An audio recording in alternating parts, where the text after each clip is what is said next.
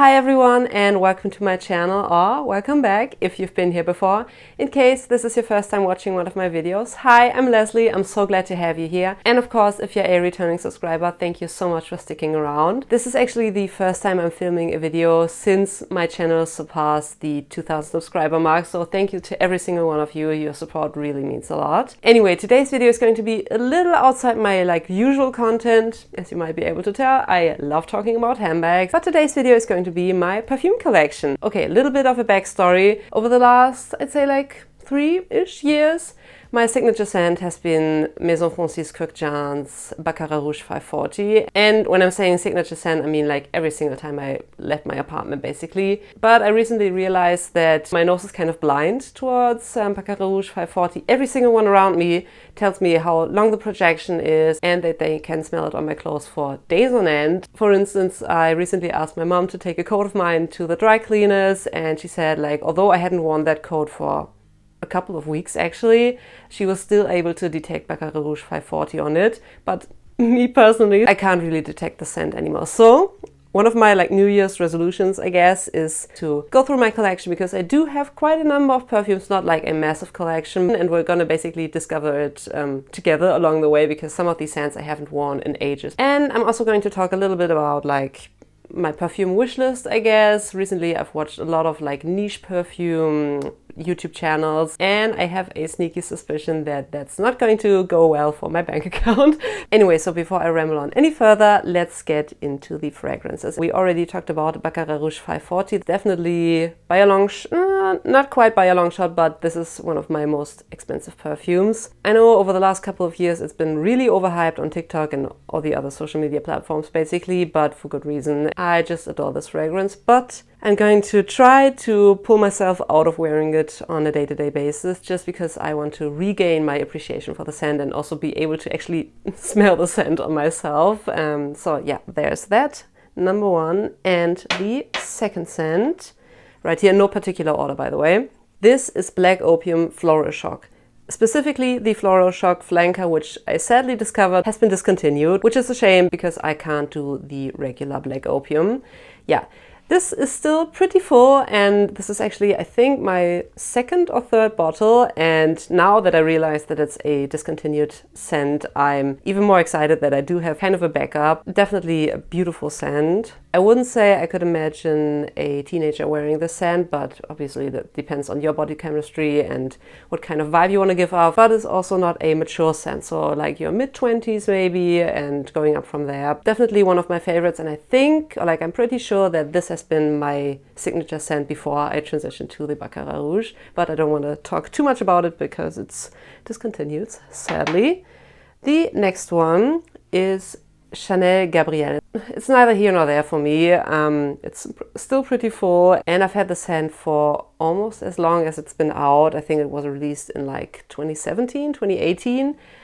Purchased it right away, and knowing that the lasting power, projection, all that wasn't too good, and yeah, that's definitely the case. On me personally, on my skin, I'm able to detect it for 3, maybe 4 hours, and then it's gone. And it's also, the scent in general is pretty forgettable. Chances are you won't be getting compliments on it because it's yeah, a meh scent, I guess. By the way, if you're new here or if you've watched some of my videos before but you haven't subscribed yet, now would be the perfect time. I would really appreciate if you could consider subscribing to my channel. It's totally free and just takes a few seconds. It would really mean a lot to me. As I mentioned, I talk about all things luxury, in particular handbags, but also jewelry, SLGs, and everything in the greater sphere of luxury, I guess. I film unboxings, hauls, reviews. I also really enjoy filming shopping vlogs, and my analytics tell me that you enjoy watching them, because my most recent shopping vlog from London got over 10k views, which is pretty good for my standards, for me being such a small YouTube channel. So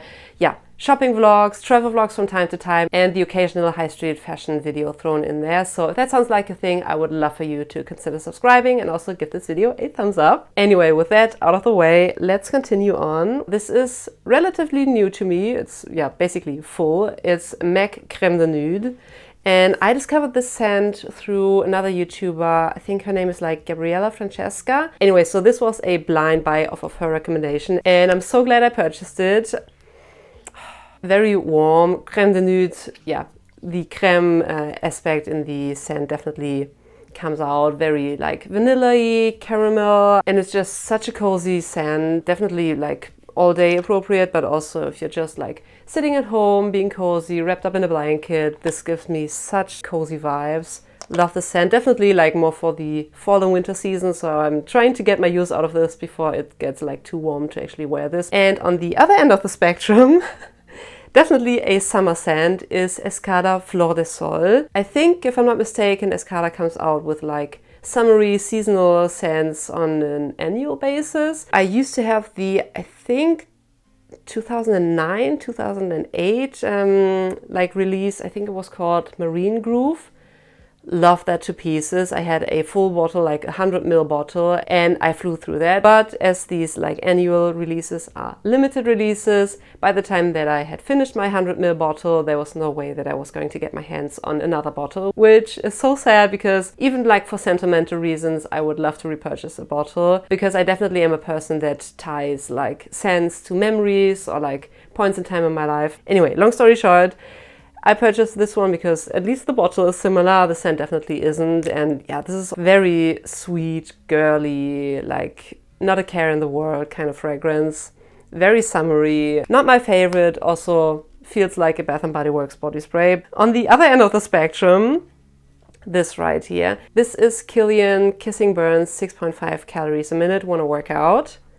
And even like the bottle is so fun. So you have this like stand down here, and the actual fragrance is in this like bomb kind of bottle shape. So fun. And if I'm not mistaken, Kilian came out with like 4 or 5 fragrances that came in the exact same bottle shape. And all of them have some like tongue-in-cheek kind of scent names. I think one of the fragrances, for example, is called something along the lines of "Let's resolve this problem in the bedroom naked" or something like that. Anyway, so yeah, such a fun bottle, such a fun like name, and this is definitely a sexy scent. And at the time that I purchased this scent, it had definitely been out of my comfort zone, and I wasn't the biggest fan of it, to be honest, because it's really heavy and also it lasts super long. For instance, I wore it yesterday. I sprayed it on like at 9 in the morning, and I was still able to detect like whiffs of it at night at like 9 basically when I worked out. I think you have to be in a specific mood to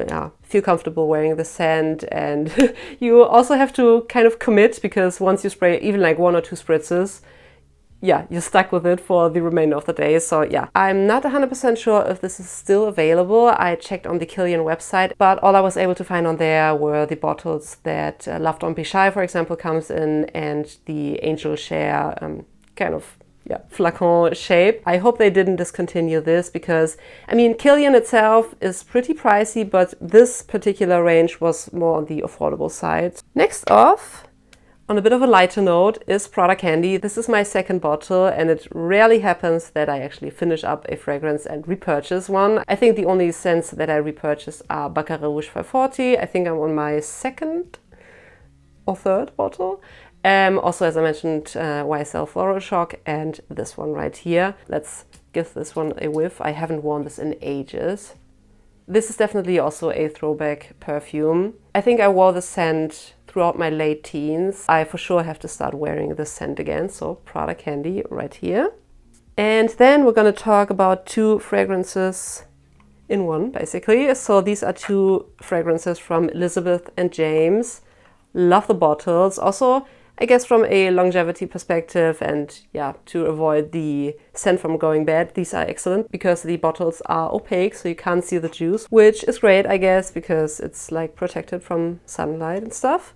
Yeah, so this is Elizabeth and James Nirvana Black and Nirvana White. Elizabeth and James is actually Mary-Kate and Ashley Olsen's brand, but it's not like super in your face. If you didn't know, you wouldn't be able to tell. And sadly, which is also why I'm not going to talk too much about these, they've been discontinued, which is such a shame because they were relatively affordable. And if you were to tell me that this is a $200 niche perfume, I would have easily believed you. They are so unique, very like, yeah, more suited towards the colder months for sure. This, on the other hand, like matching the color difference, is very light, very floral, not like light in terms of you won't be able to detect the scent after like 2 or 3 hours. You're definitely able to smell yourself throughout the day, even after like 10 hours. But yeah, it's more like feminine floral, I think. And yeah, I really enjoy wearing them like individually, but also layered. They are such a fabulous combination. They go so well together. And the Nirvana white tones down the black version a little. And yeah. Next off is either my most expensive or close second behind Baccarat Rouge. And this is Louis Vuitton Rose de Vin. I do have my issues with this fragrance. So, before I purchased this, of course, because it's a really pricey perfume, because the smallest size that you're able to get your hands on, like as a standalone purchase, are 100 ml. I went through multiple sample sizes, adored the fragrance, lasting power, amazing, projection, everything was just perfect. Adored this fragrance, although usually I'm not like a floral or like rose kind of person in fragrances, but everything was perfect about the scent. So I decided, okay, I'm gonna splurge, get myself a full bottle. Turns out, apparently, and someone told me about it or I've read it somewhere, the juice that they put in the 100 ml bottles compared to the like 1.5 or like 2 ml sample sizes, marginally, very like minutely different for some reason. Why? Why did they hand out like samples for people to be able to try out a scent, and then the actual scent that you would be able to purchase at the boutique is different? I don't get it. Maybe, I mean, most people probably won't be able to detect it because the difference in formulation might be like 0.1%, if that. But this like tiny little deviation makes all the difference on my skin personally, because while the sample version formulation of the fragrance smelled beautiful on my skin, for some reason the like full size juice of the fragrance turns really unpleasant for some reason. So that really sucks, because I spent a good chunk of money on this scent and I had my initials engraved on there because I thought this would be my forever scent and like one of the best scents ever.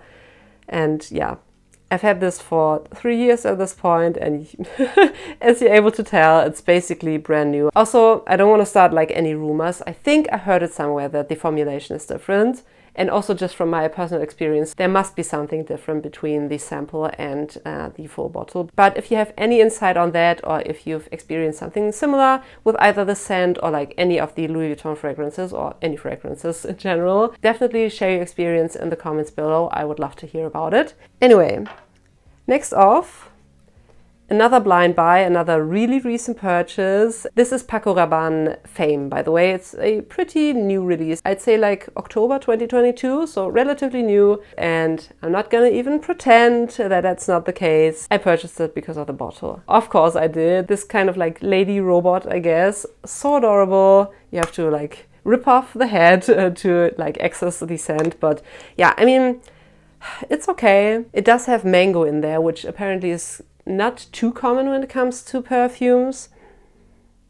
I mean, it's quite unique, but like not in your face. You can definitely wear it on a day-to-day basis. I haven't worn it outside of my apartment yet, so I'm gonna test it out a bit more. But even if I don't end up loving the scent, I'm definitely going to keep it because the bottle is just so adorable. So yeah, Paco Rabanne Fame. Next off is another celebrity perfume. As I mentioned, the Elizabeth and James are officially like also celebrity perfumes, but this one is Ariana Grande Ari. Very girly. I've had the scent for easily like 6 years, if I'm not mistaken. Very like cutesy, and the scent definitely matches the aesthetic of the bottle. So when you look at the bottle, you don't expect like a very out there or like special, unique scent. It's nice, it's pleasant, won't offend anyone. You could easily wear it as a day-to-day scent to the office. It's nothing special, but for a celebrity perfume, definitely one to consider. Also pretty cheap, especially if you go for the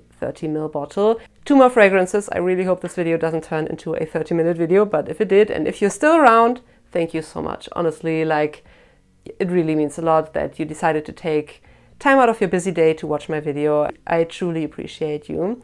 Anyway, so this is Gucci Bloom. I think this was also a blind purchase. A very risky one at that, because I'm not the biggest fan of super floral perfumes, but for some reason this perfume just works for me.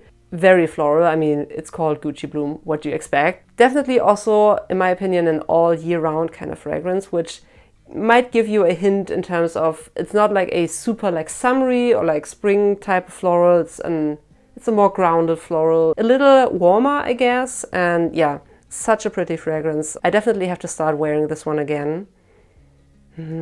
So good. And the last one, Juicy Couture Viva la Juicy. This is definitely a scent that I did wear throughout my teenage years, and another scent that definitely gives me like Victoria's Secret body spray vibes. More young leaning, but that may also just be my association with the time that I wore this particular fragrance. Alright, so this is my current perfume collection. As I mentioned in the beginning, I also wanted to quickly talk about some of the fragrances that I'm currently eyeing, and yeah, maybe if you own one of these, definitely share your thoughts. Also, now that you know that like Baccarat Rouge is my go-to. And I think if you were to exclude Baccarat Rouge from my collection, my second favorite would be Black Opium Floral Shock. So now that you know that this is kind of the scent family that I'm into, maybe if you know your fragrances, you can give me your recommendations in terms of fragrances that you think that I might enjoy. But yeah, let's quickly go through the fragrances that are on my radar currently. Starting off with a niche fragrance from the House of Beau. This one is called La Mar, and I still have a little left in the sample that I got while I was introduced to this fragrance at Bergdorf Goodman in New York earlier this year. This is such a unique and special fragrance. Nothing that I've smelled before, although in saying that I'm not like super knowledgeable in all things fragrance, but yeah, very unique, beautiful, also performs excellent on my skin, turns like very like a comforting scent, I guess, but still kind of fresh. So pretty. If you have the chance, definitely try to get your hands on a sample and try this one out. The House of Beau has a wide range of scents, but this is the one that I tried out and I fell in love. So good. So yeah, the House of Beau La Mar is my first one that I do have on my radar, but chances are I won't be able to get my hands on it. Anyway, the next one came in this beautiful packaging. Although in saying that, this particular fragrance, Christian Louboutin Loubirouge, is not the one that I have like on top of my like must buy or like look into list, but I just wanted to show you how beautiful even like the samples look in this like long red vial. Anyway, another fragrance that I discovered while I was in New York, I think inside Saks. Loubirouge is also very pretty, but the one that I fell in love with is Loubirouge. Sadly, they didn't have samples of the Loubirouge perfume, but such a beautiful scent. So like elegant and also again very unique, nothing like I've ever smelled before. I'm really tempted to purchase a full bottle, but Louboutin fragrances are also so pricey. And I mean, I do have not a big collection of fragrances, but I do have a good amount of fragrances, so I don't want to purchase like too many and end up not being able to wear them on a regular basis and not being able to do them justice, basically. So still on the back of my mind, and I know at some point chances are I'm gonna cave and treat myself to the Loubirouge fragrance, but for the time being it's on my wish list. And yeah. Next off, Prada Paradoxe. No surprise there, it's been super hyped up and at this point in time sold out almost everywhere, at least like in the smaller size bottles, because I feel like everyone and their mother had this scent gifted to them for Christmas. The bottle is also really pretty and I also adore the scent. I tried it out at the airport in Rome and somewhat fell in love, but also was like, at the end of a vacation where I had already spent quite a good amount of money, I purchased 2 Saint Laurent bags. I was like, nope, I'm gonna be good. I'm not gonna spend like an additional like 60 bucks on a fragrance. And looking back, I wish I had, but yeah, Prada Paradoxe is also kind of on my wish list. And if I manage to get my hands on a 30 ml bottle, chances are I'm going to pull the trigger. And 2 more fragrances. First off, Parfum de Marly Délina Exclusif. Such a pretty scent. So beautiful, also very potent, lasts ages on your skin. And yeah, I fell in love with this fragrance. I know it's also really hyped up, but similar to Baccarat Rouge for good reason. It's a beautiful scent. And also Guerlain Angélique Noir. It's part of their like Les Exclusifs line, La Matière something. I discovered that scent during a Guerlain event and was very close to purchasing it there and then, but yeah, the Les Exclusif scents from Guerlain are also very pricey.